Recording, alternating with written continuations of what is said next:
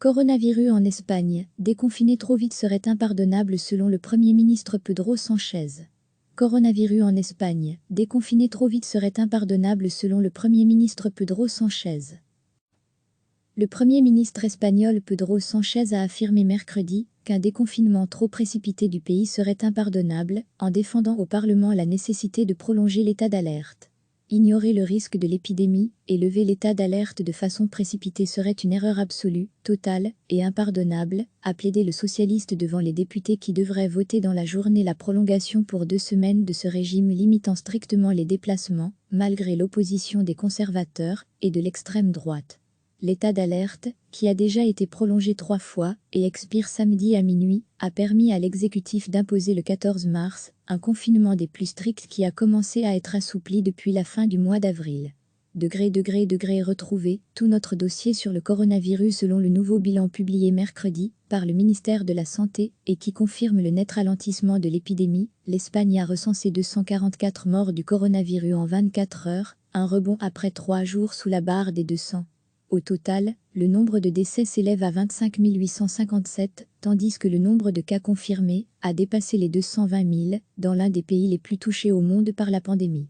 Nous progressions très bien, mais il serait vraiment triste qu'en raison d'une envie de sortir plus vite que ce qui est recommandé, nous perdions tout ce que nous avons gagné, a averti le directeur du centre d'urgence sanitaire, le docteur Fernando Simón.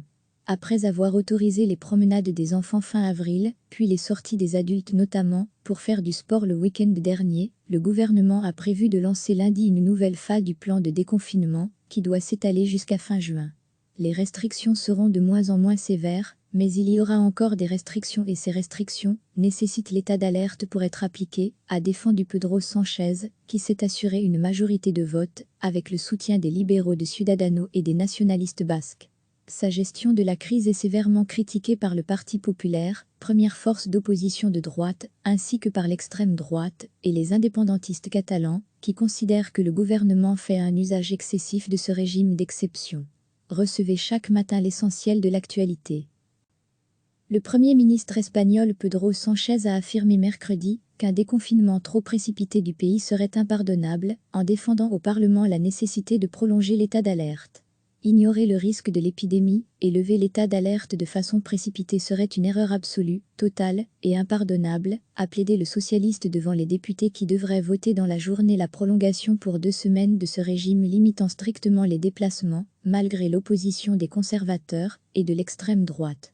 L'état d'alerte, qui a déjà été prolongé 3 fois et expire samedi à minuit, a permis à l'exécutif d'imposer le 14 mars un confinement des plus stricts qui a commencé à être assoupli depuis la fin du mois d'avril. Retrouver tout notre dossier sur le coronavirus selon le nouveau bilan publié mercredi par le ministère de la Santé et qui confirme le net ralentissement de l'épidémie. L'Espagne a recensé 244 morts du coronavirus en 24 heures, un rebond après 3 jours sous la barre des 200. Au total, le nombre de décès s'élève à 25 857, tandis que le nombre de cas confirmés a dépassé les 220 000 dans l'un des pays les plus touchés au monde par la pandémie. Nous progressions très bien, mais il serait vraiment triste qu'en raison d'une envie de sortir plus vite que ce qui est recommandé, nous perdions tout ce que nous avons gagné, a averti le directeur du centre d'urgence sanitaire, le docteur Fernando Simón.